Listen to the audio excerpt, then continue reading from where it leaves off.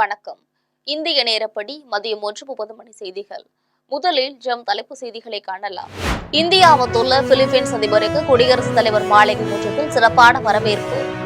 டெல்லி, ஹைதராபாத் இல்லத்தில் பிரதமர் நரேந்திர மோடியை சந்தித்து பேசினார் பிலிப்பைன்ஸ் அதிபர். இந்தியாவில் நெடுங்காலம் உள்துறை அமைச்சராக பணியாற்றியவர் என்ற பெருமையை பெற்றார் அமித்ஷா. இதற்கு முன் அதிக காலம் பதவியில் இருந்த லால் கிருஷ்ண அத்வானியை முந்தினார்.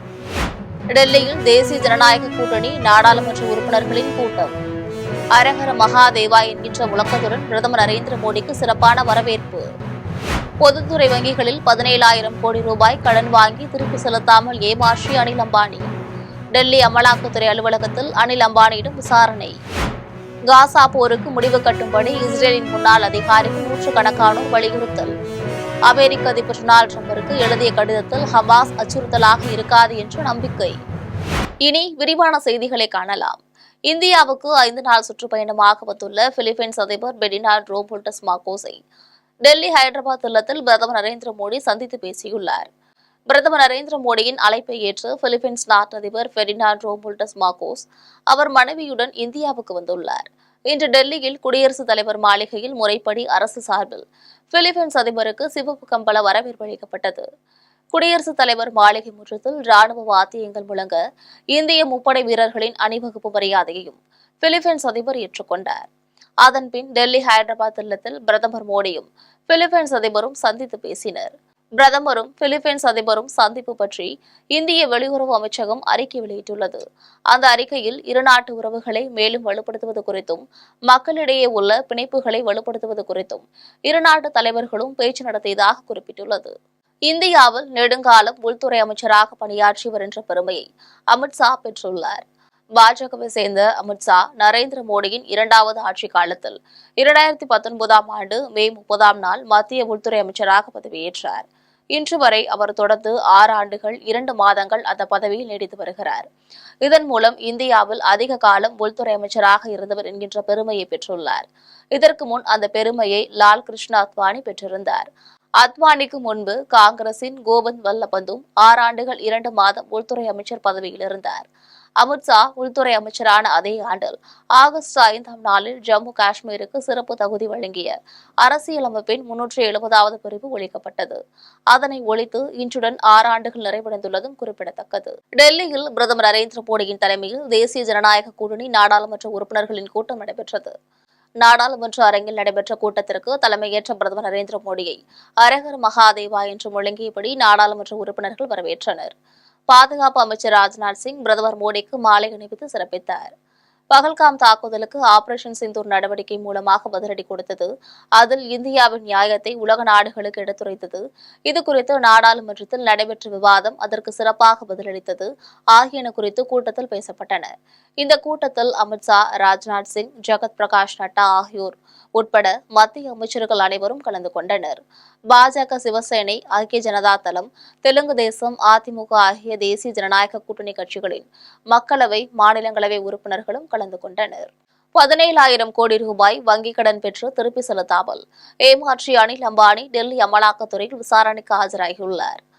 திருபாய் அம்பானி நிறுவிய ரிலையன்ஸ் இண்டஸ்ட்ரியல், ரிலையன்ஸ் கம்யூனிகேஷன்ஸ் ஆகிய நிறுவனங்களை அவர் மகன்களான முகேஷ் அம்பானியும் அனில் அம்பானியும் பிரித்துக் கொண்டனர். அதிக கடன்கள் வாங்கியதாலும் தொலைத்தொடர்பு துறையில் உள்ள வீழ்ச்சியாலும் ரிலையன்ஸ் கம்யூனிகேஷன்ஸ் நிறுவனம் நொடிப்பு நிலையடைந்தது. இந்நிலையில் அந்த நிறுவனத்திற்காக பல்வேறு பொதுத்துறை வங்கிகளில் அனில் அம்பானி வாங்கிய 17,000 கோடி ரூபாய் கடனை திருப்பி செலுத்தாமல் ஏமாற்றிவிட்டார். இந்த மோசடி குறித்து வழக்கு பதிந்துள்ள அமலாக்கத்துறை விசாரணைக்கு ஆஜராகும்படி அனில் அம்பானிக்கு சம்மன் அனுப்பியிருந்தது. அதன்படி டெல்லியில் உள்ள அமலாக்கத்துறை அலுவலகத்தில் அனில் அம்பானி இன்று விசாரணைக்கு ஆஜரானார். அவரிடம் அதிகாரிகள் விசாரித்து வருகின்றனர். காசா போருக்கு முடிவு கட்டும்படி இஸ்ரேலின் முன்னாள் அதிகாரிகள் நூற்றுக்கணக்கானோர் அமெரிக்க அதிபர் டொனால்டு டிரம்பிடம் வலியுறுத்தியுள்ளனர். இஸ்ரேலிய உளவுப்படை முன்னாள் தலைவர்கள், முன்னாள் ராணுவ தலைவர்கள் உட்பட ஓய்வு பெற்ற 600 அதிகாரிகள் அமெரிக்க அதிபர் டொனால்டு டிரம்பிற்கு ஒரு கடிதம் எழுதியுள்ளனர். அதில் இஸ்ரேலுக்கும் காசாவுக்கும் இடையேயான போரை உடனடியாக நிறுத்தும்படி வேண்டுகோள் விடுத்துள்ளனர். ஹமாஸ் இயக்கம் இஸ்ரேலுக்கு நெடுங்கால அச்சுறுத்தலாக இருக்காது என்று தாங்கள் நம்புவதாகவும் அந்த கடிதத்தில் இஸ்ரேலிய முன்னாள் அதிகாரிகள் தெரிவித்துள்ளனர். தூத்துக்குடி மாவட்டம் இடைச்சிவிளையில் 2001ஆம் ஆண்டு 3 சகோதரர்கள் வெட்டிக் கொல்லப்பட்ட வழக்கில் தந்தை, மகன் உள்ளிட்ட 4 பேருக்கு தூத்துக்குடி மாவட்ட நீதிமன்றம் இரட்டை ஆயுள் தண்டனை விதித்துள்ளது. தூத்துக்குடி மாவட்டம் தட்டார்மடம் காவல் நிலையத்திற்கு உட்பட்ட இடைச்சிவிலையை சேர்ந்த முருகேசன், வயனு பெருமாள், ஆதிலிங்கராஜன் ஆகிய மூவரும் சகோதரர்கள். இவர்கள் தங்களுக்கு சொந்தமான டிராக்டரை வாடகைக்கு விட்டு தொழில் செய்து வந்தனர். இவர்களின் உறவினரான சேகர் என்பவரின் மகளை இதே ஊரை சேர்ந்த பீட்டர் சேசுமரியான் என்பவரின் மகன் விஜயேந்திரன் சென்னைக்கு கடத்தி சென்றார். இதைத் தொடர்ந்து முருகேசன், கணேசன் ஆகியோரின் உதவியுடன் காவல்துறையினர் விஜயேந்திரனிடமிருந்து அந்த பெண்ணை மீட்டு வந்தனர். இதைத் தொடர்ந்து விஜயேந்திரன் குடும்பத்துக்கும் முருகேசன் குடும்பத்துக்கும் முன்பகை இருந்துள்ளது. இந்நிலையில் 2001 ஜூன் 3ஆம் நாள் முருகேசன் சகோதரர்களும் கணேசனும் தங்கள் வீட்டு முன் டிராக்டரை கழுவிக் கொண்டிருந்த போது அங்கு வந்த பீட்டர் சேசுமரியான், அவர் மகன்கள் சுதாகர், கோபி, விஜயேந்திரன் உறவினர்கள் குருசுமுத்து, ராமர் ஆகிய 6 பேரும் அரிவாள், கத்தி, வேல்கம்பு ஆகியவற்றால் 4 பேரையும் கடுமையாக தாக்கினர். இதில் சகோதரர்களான முருகேசன், வயனப்பெருமாள், ஆதிலிங்கராஜன் ஆகியோர் இறந்தனர். பலத்த காயமடைந்த கணேசன் மருத்துவ சிகிச்சைக்கு பின் உயிர் பிழைத்தார். 25 ஆண்டுகளாக நடைபெற்று வந்த இந்த கொலை வழக்கில் தூத்துக்குடி மாவட்ட கூடுதல் அமர்வு நீதிமன்ற நீதிபதி தாண்டவன் நேற்று தீர்ப்பளித்தார். அதில் குற்றவாளிகள் பீட்டர் சேசுமரியான், அவர் மகன் சுதாகர், சகோதரர்களான குருசுமுத்து, ராமர் ஆகியோருக்கு இரட்டை ஆயுள் தண்டனையும் 20,000 ரூபாய் அபராதமும் விதித்தார். இந்த கொலை வழக்கில் பிணையில் வெளியே வந்த கோபி, விஜயேந்திரன் ஆகியோர் இப்போது வரை காவல்துறையினரின் கையில் சிக்காமல் தலைமறைவாக உள்ளனர் என்பது குறிப்பிடத்தக்கது. 3/6/2001 இடைச்சிவிளை தட்டார்மடம் போலீஸ் லிமிட் இடைச்சிவிளை என்ற ஊரில் முருகேசன், வயனப்பெருமாள், ஆதிலிங்கராஜன் என்பவர்கள் 3 பேரை, அண்ணன் தம்பி சகோதரர்களை 3 பேரை எதிரிகள் 6 பேர் சேர்ந்து வெட்டி கொலை செய்ததாக வழக்கு. அந்த வழக்கு கடந்த 25 வருடமாக இந்த நீதிமன்றத்தில் நடந்து கொண்டிருந்தது. இன்றைக்கு ஒரு வரலாற்று சிறப்புமிக்க தீர்ப்பு வழங்கப்பட்டுள்ளது. அந்த தீர்ப்பில் எதிரிகள் 4 பேர்களுக்கு இரட்டை ஆயுள் தண்டனையும் 20,000 ரூபாய் அபராத தொகையும் விதிக்கப்பட்டுள்ளது. மற்றும் 3 வருடம் விதிக்கப்பட்டுள்ளது. மயிலாடுதுறை அருகே திருவிளையாட்டத்தில் நெடுஞ்சாலைத்துறைக்கு சொந்தமான இடத்தை மார்க்சிஸ்ட் கம்யூனிஸ்ட் கட்சியினர் ஆக்கிரமித்துள்ளதாக அதிமுக, விசிக, பாமக கட்சியினர் குற்றம் சாட்டியுள்ளனர். தரங்கம்பாடி வட்டம் திருவிளையாட்டத்தை சேர்ந்த கென்னடி தன்னுடைய வணிக வளாகத்துக்கு முன்பு நெடுஞ்சாலைத்துறைக்கு சொந்தமான பல கோடி ரூபாய் மதிப்புள்ள நிலத்தை மார்க்சிஸ்ட் கம்யூனிஸ்ட் கட்சியினர் கட்சி அலுவலகம், கொடிக்கம்பம் ஆகியவற்றை அமைத்து ஆக்கிரமித்துள்ளதாக தெரிவித்துள்ளார். இது தொடர்பாக தொடுத்த வழக்கில் ஆக்கிரமிப்பை அகற்ற சென்னை உயர்நீதிமன்றம் உத்தரவிட்டது.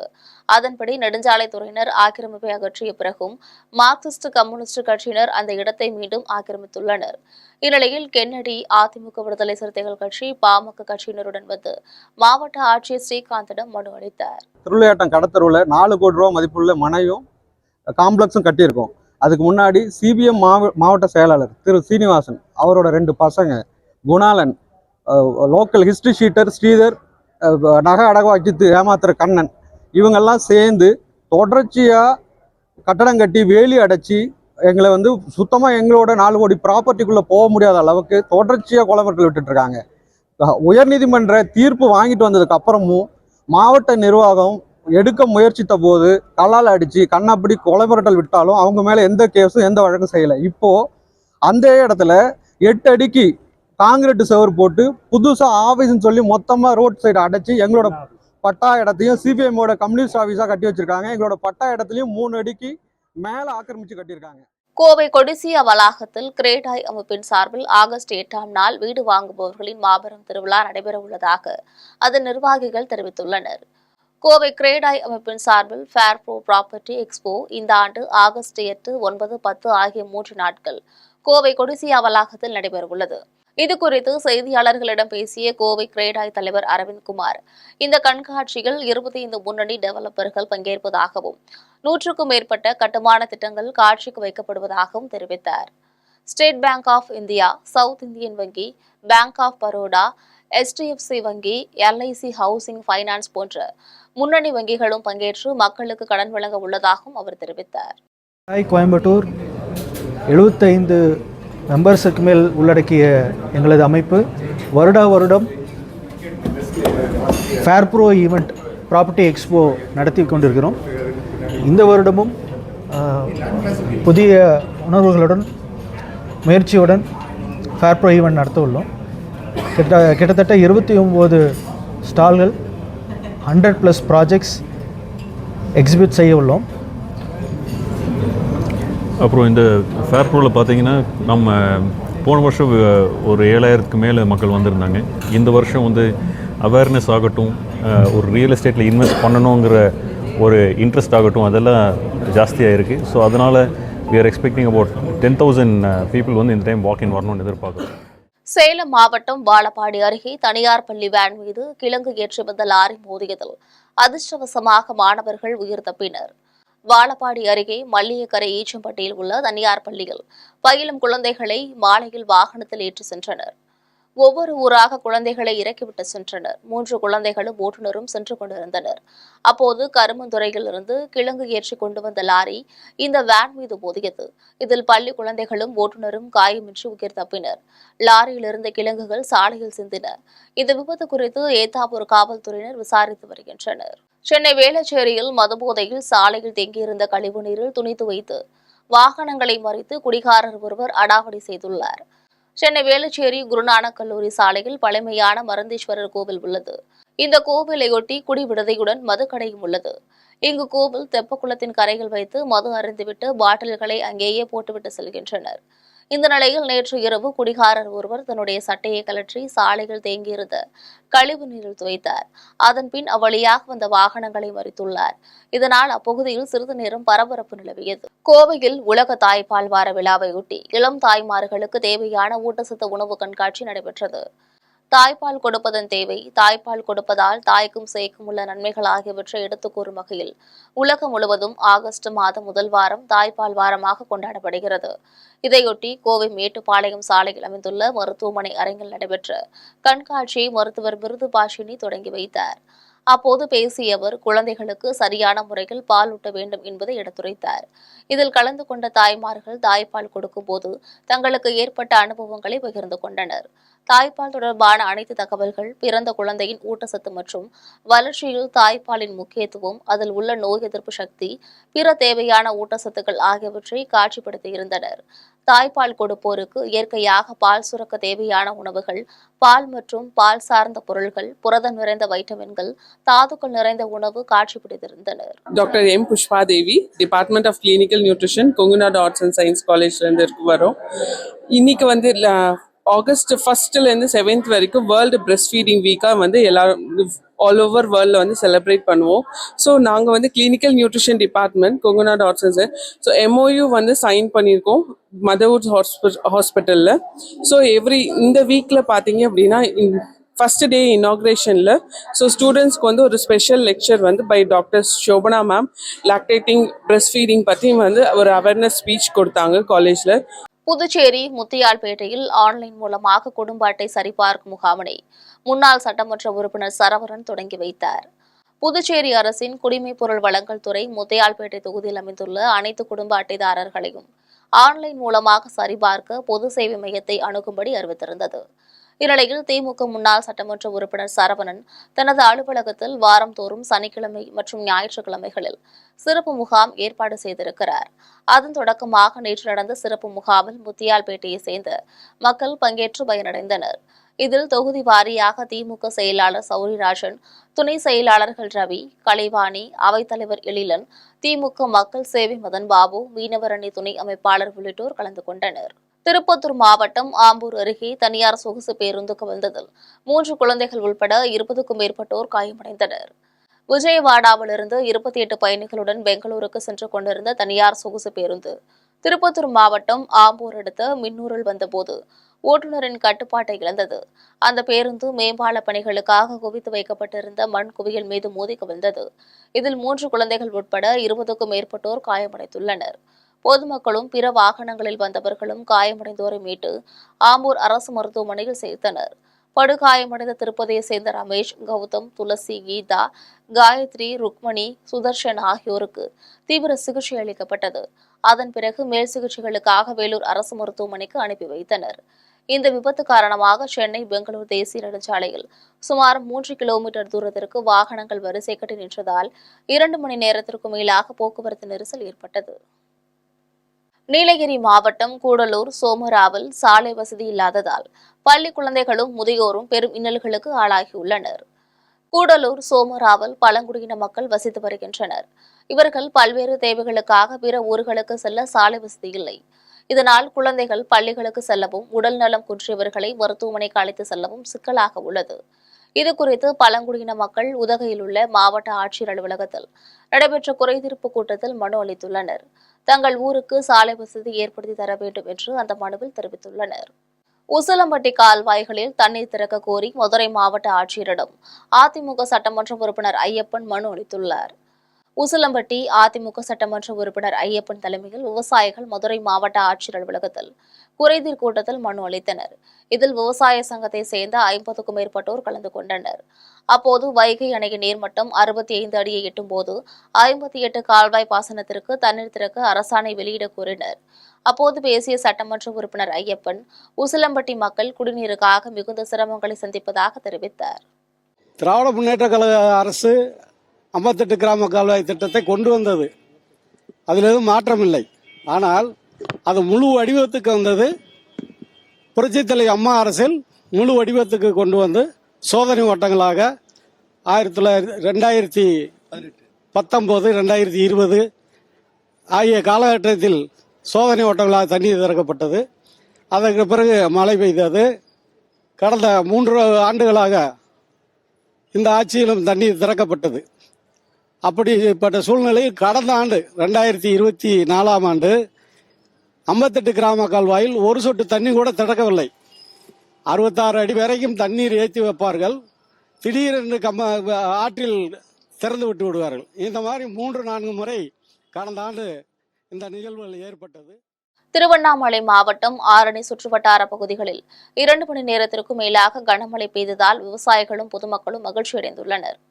ஆரணி சுற்றுவட்டார பகுதிகளில் கடந்த சில நாட்களாக வெயிலின் தாக்கம் அதிகரித்து காணப்பட்டது. இந்நிலையில் திடீரென கருமுகில்கள் திரண்டு கனமழை பெய்தது. இதனால் வெப்பம் தணிந்து குளிர்ச்சியான சூழல் நிலவி வருகின்றது. கனமழை பெய்து ஆரணி காந்தி சாலையில் மழைநீர் தேங்கியதால் வாகன ஓட்டிகள் இன்னலுக்குள்ளாகினர். கோடையில் மழை பெய்துள்ளதால் விவசாயிகளும் பொதுமக்களும் மகிழ்ச்சியடைந்துள்ளனர். கன்னியாகுமரி மாவட்டத்தில் உள்ள சுற்றுலா தலமான சொத்தவிளை கடற்கரையை சீரமைக்க வேண்டும் என சமூக ஆர்வலர்கள் கோரிக்கை வைத்துள்ளனர். நாகர்கோவிலுக்கு தெற்கே 7 கிலோமீட்டர் தொலைவில் அமைந்துள்ள சொத்தைவிளைக்கு உள்ளூர் மக்களும் கேரள மக்களும் வந்து கடற்கரையின் இயற்கை எழிலை கண்டுகளிக்கின்றனர். இந்த கடற்கரையில் அமைக்கப்பட்டுள்ள இருக்கைகள் அனைத்தும் மிகவும் சேதமடைந்துள்ளன. குழந்தைகள் விளையாடுவதற்கான விளையாட்டு கருவிகளும் கடற்காற்றினால் துருப்பிடித்துள்ளன. கழிவறைகளும் பராமரிப்பின்றி காணப்படுகின்றன. இதனால் அண்மை காலமாக சுற்றுலா பயணிகளின் எண்ணிக்கை குறைந்துள்ளது. இந்நிலையில் இந்த கடற்கரையை சீரமைக்க வேண்டும் என்று சமூக ஆர்வலர்கள் கோரிக்கை விடுத்துள்ளனர்.